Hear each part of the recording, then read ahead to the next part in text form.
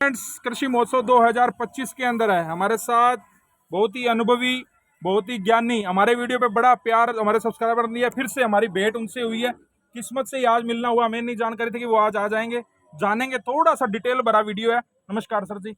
नमस्कार। बहुत आप बहुत स्वागत सर आपका हमारे सभी पूरी साथ टीम के चैनलों पर। सभी साथियों के सभी दर्शकों का बहुत बहुत नमस्कार।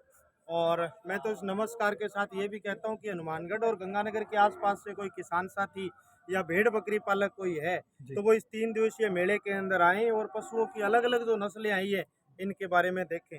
अपन जो चर्चा कर रहे थे पहले ऑफ जी द कैमरा जी जी बात सर। कर रहे थे जी कि ब्रीडिंग के लिए कोई भी किसान चाहे छोटा बच्चे का ही सिलेक्शन क्यों ना करे, जी तो उसमें करेक्टर कैसे होने चाहिए। क्योंकि आज के टाइम में 100 फार्म खुलते हैं, 90 बंद होते हैं। उनके पीछे रीजन यही होता है कि वो अच्छी ब्रीड का या पर्टिकुलर ब्रीड में अच्छे एनिमल का सिलेक्शन नहीं कर पाते। जी तो एनिमल जब चाहे, अपन एक कहावत है ना कि पूत के पाँव पालने से ही दिखाई दे जाते हैं। बिल्कुल जी तो वो इस ये चीजें होती है जो कुछ अपन आइडेंटिफाई कर पाए या पहचान पाए। जी जैसे मेल चाहे किसी भी पशु का हो, गाय का, भैंस का, भेड़ का, बकरी का, मेल हमेशा आगे से डोमिनेंट करेक्टर वाला होना चाहिए। जी यानी उसका कंधा मजबूत होना चाहिए, उसकी गर्दन भारी होनी चाहिए, उसका जो फेस है, उसका जो हेड है, वो चीजें हमेशा मेल की भारी होती है।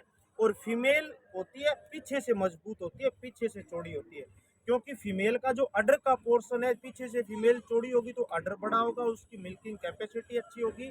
और उसकी बेली का साइज बड़ा होगा तो वो डबल और ट्रिपल बच्चे देगी। और जब वो बच्चे देगी, पीछे से मजबूत होगी तो चौड़ी होगी तो बच्चे देने में कोई परेशानी नहीं आएगी, है ना। तो ये कई चीजें होती है, ये हमेशा अपने को देखनी है। पर्टिकुलर अपना एनिमल पे बात करें जी तो भी ये करेक्टर उसमें होना जरूरी है।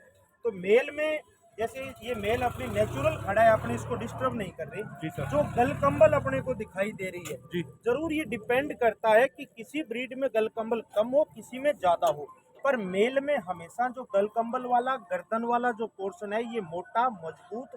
और यदि किसी ब्रीड में गल कंबल एक कैरेक्टर है तो उसके अंदर बड़ी हैवी गल कंबल होनी चाहिए। अभी जैसे ये आपने ही बताया कि 7-8 महीने का बच्चा है, जी अदंत बच्चा है। जी जी अभी इसके अंदर अपने को अच्छी खासी, जैसे थार पारकर गाय में गल कंबल आगे से लेकर के ठोडी से लेकर के पीछे तक दिखाई देती है। ये पट्टा आ गया जो इसको थोड़ा सा दिखने नहीं दे रहा, तो ये चीज है।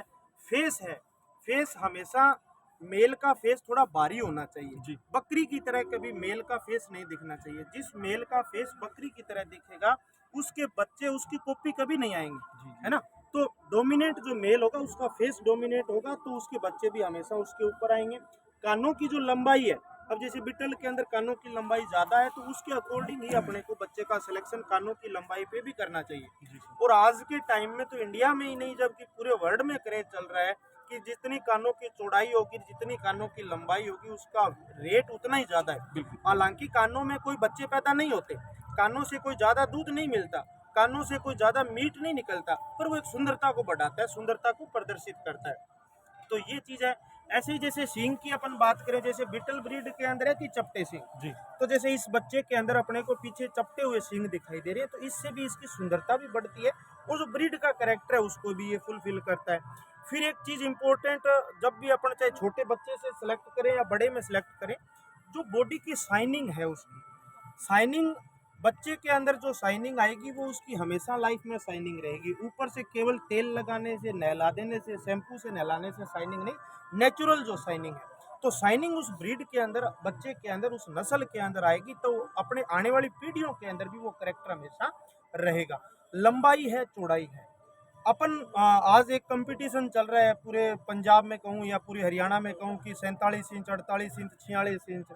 जरूर हाइट अच्छी होगी, पर अकेली हाइट होने से शरीर का वजन नहीं बढ़ता। शरीर के वजन के लिए लंबाई जरूरी है। तो जिस एनिमल की, भेड़ की या बकरी की या उसके मेल की या फीमेल की, लंबाई के साथ साथ हाइट दोनों चीजें अच्छी होगी, तभी उसका वजन अच्छा आ पाएगा। और एक खैर सिरोही के अंदर कुछ लोग हमारे साथी कहते हैं कि जिसमें बैंड होगा वो ही ज्यादा सिरोही होगी, जबकि जिस बकरी की लंबाई होगी उसमें बैंड होगा। और जिस बकरी की लंबाई होगी उसमें आप 90% देख लेना, जो किसान भाई काम कर रहे हैं, जिस बकरी की लंबाई जितनी ज्यादा है, बड़ी है, वो 2-2, 3-3 बच्चे नॉर्मल देती है। और जिस बकरी की लंबाई नहीं है, केवल हाइट है, वो 2-2 बच्चे नहीं देती। तो ये सारी चीजें, चाहे मेल फीमेल। फिर आजकल एक टेस्टिकल की भी बहुत इंपॉर्टेंस है, मेल हो या फीमेल हो। जनरली टेस्टिकल छोटे हैं या बड़े उससे कोई बहुत ज़्यादा लेना देना नहीं होता। टेस्टिकल थोड़ा बहुत सीजन के अकॉर्डिंग भी उसकी शेप में भी थोड़ा बहुत चेंज आता है। गर्मी ज़्यादा होती है तो टेस्टिकल का साइज बढ़ जाता है, सर्दी ज़्यादा है तो टेस्टिकल थोड़े सिकुड़े हुए दिखाई देते हैं। पर जो टेस्टिकल की प्रॉपर शेप है वो होनी चाहिए। ऐसा नहीं होना चाहिए कि एक टेस्टिकल छोटा है, एक बड़ा है, एक लटका हुआ है, एक ऊपर उठा हुआ है या बिल्कुल आगे पीछे है। इस तरह की चीज़ हमेशा नहीं होनी चाहिए। बहुत ज़्यादा ओवर साइज भी यदि टेस्टिकल का है तो वो भी ब्रीडिंग के लिए अच्छा नहीं होता। कई साथी ऐसे बोलते हैं कि इसके बड़े टेस्टिकल हैं तो आने वाले समय में इसकी जो बच्चियां आएगी, फीमेल आएगी, उसमें अडर का साइज बड़ा होगा। ऐसा कुछ नहीं होता। तो टेस्टिकल एक प्रॉपर शेप में होने चाहिए, टेस्टिकल एक आइडियल होने चाहिए।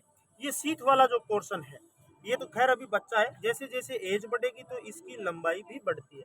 एक ब्रीडरों को मैं ये बता देना चाहता हूँ, जैसे ये बच्चा है तो इसमें जैसे ये बाल है नीचे सीट के नीचे, ये काटने अपने को चाहिए। खैर अभी तो ये बच्चा ब्रीडिंग के लिए काम में नहीं ले रहे, पर जब ब्रीडिंग के लिए काम में लेने लग जाते हैं तो प्रत्येक 3-4 महीने बाद अपने को इसकी सीट के जो बाल है थोड़ा सा छोड़ के नीचे से इनको कट कर देना चाहिए। क्योंकि इन पे धीरे धीरे बच्चा जब पेशाब करेगा, बैठेगा तो इन पे गंदगी लग जाती है। उस गंदगी से फिर जो बैक्टीरिया हैं, जो जीवाणु हैं, वो इसके पेनिस को टच करके उसको भी खराब कर सकते हैं। और जब मेटिंग करेगा तो जो वेजाइना का पोर्शन है उस पे लग करके इन बालों की जो गंदगी है उसकी वजह से भी इन्फेक्शन आगे फैलने के चांस रहते हैं। खैर बकरियों में तो खैर सभी पशुपालक भाई पूंछ के नीचे के जो पैरों के बाल हैं, जैसे आप लोगों ने भी इनके बाल काटे हुए हैं, तो ये बाल भी अपने ब्रीडिंग सीजन से पहले और ब्याने से पहले 2 टाइम हमेशा ध्यान रखिए। गर्मी सर्दी का कोई लेना देना नहीं है। बकरी जब ब्याने वाली है उससे 15 दिन पहले इन बालों की कटाई करनी जरूरी है और पूंछ के बालों की कटाई करनी जरूरी है। ये इसलिए जरूरी है कि जब बकरी या गाय या भैंस कोई भी मादा जब बच्चा देती है तो 10 से 15 दिन तक कचरा गिराती है और जब बाल काटे हुए नहीं होंगे तो वो कचरा उसके ऊपर चिपक जाएगा और कचरा जब ऊपर चिपक जाएगा तो एक मक्खी आती है। आप लोगों ने देखा होगा बकरियों के पूंछ पे घूमती रहती है, बकरियां पूरे दिन उससे परेशान रहती है। वो मक्खी अंडे दे करके चली जाएगी और उन अंडों से लार्वा निकलेंगे जो कीड़े अपन कहते हैं। वो कीड़े पूंछ के अंदर घाव करके पूंछ को खत्म कर देंगे और यहाँ पे भी इस एरिया में भी कर सकते हैं।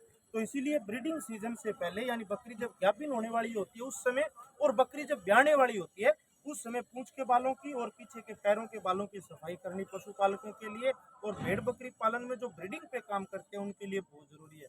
ये मैं कहूँ मेरी तरफ से दिया गया सबसे इम्पोर्टेंट ज्ञान यही था। जी थैंक यू सर, बहुत बहुत चलिए, धन्यवाद सर।